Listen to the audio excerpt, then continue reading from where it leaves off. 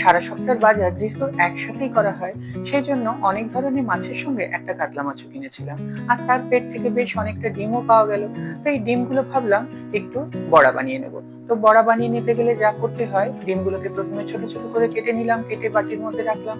তারপরে তাতে একটু পেঁয়াজ কুচি, একটু কাঁচা লঙ্কা কুচি, স্বাদ মতো নুন, আর এতে আর একটু স্বাদ বাড়ানোর জন্য আমি দিয়ে দেবো একটু ভাজা মশলা। এই ভাজা মশলাটা দিলে না আলাদা একটা গন্ধ এবং তার সঙ্গে স্বাদটারও বেশ পরিবর্তন হয়।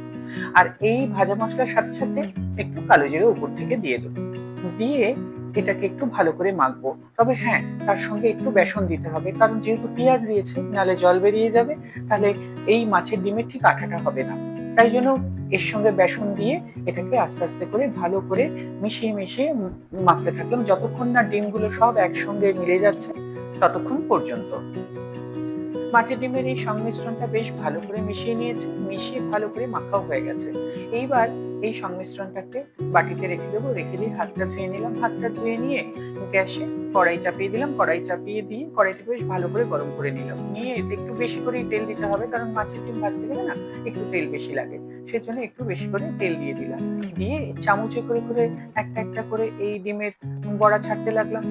আর বেশ সুন্দর, মানে এতে আর হাতে করে বড়া দিতে হয় না, চামচে করে করে তুলে দিলে এই সুন্দর বড়ার আকারে হয়ে যায়। একটু চেপে চেপে দিতে হয়, তাহলে বেশ চ্যাপ্টা মতো বড়াগুলো হয়। এই দেখুন কি সুন্দর বড়াগুলো হয়ে গেছে।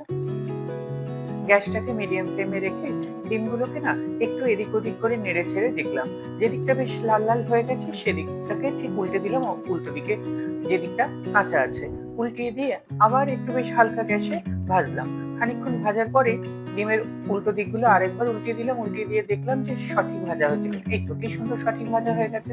এবার বড়াগুলোকে আস্তে আস্তে তুলে নেব, একটা একটা করে আহ খুন্তি দিয়ে বড়াগুলোকে তুলে নিই বাটিতে। ব্যাস, হয়ে গেল আমার এইরকম বড়া। যদি আপনারাও মনে করেন যে এরকম মাছের ডিমের চটজলদি বড়া করবেন, আপনারাও করে নিতে পারেন। কি ভালো হয়েছে না? কেমন লাগলো আমার এই মাছের ডিমের বড়ার রেসিপি? যদি ভালো লাগে অবশ্যই কমেন্টে জানাবেন, আর একটা লাইক শেয়ার করবেন। আর যারা এখনো আমার চ্যানেল সাবস্ক্রাইব করেননি, প্লিজ সাবস্ক্রাইব করে নেবেন। এই দেখুন বড়াগুলো কি সুন্দর হয়েছে। কি সুন্দর হয়েছে না?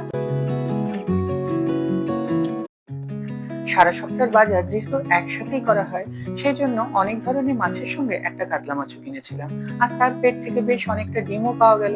তো এই ডিমগুলো ভাবলাম একটু বড়া বানিয়ে নেব। তো বড়া বানিয়ে নিতে গেলে যা করতে হয়, ডিমগুলোকে প্রথমে ছোট ছোট করে কেটে নিলাম, কেটে বাটির মধ্যে রাখলাম। তারপরে তাতে একটু পেঁয়াজ কুচি, একটু কাঁচা লঙ্কা কুচি, স্বাদ মতো নুন, আর এতে আর একটু স্বাদ বাড়ানোর জন্য আমি দিয়ে দেবো একটু ভাজা মশলা। এই ভাজা মশলাটা দিলে না আলাদা একটা গন্ধ এবং তার সঙ্গে স্বাদটারও বেশ পরিবর্তন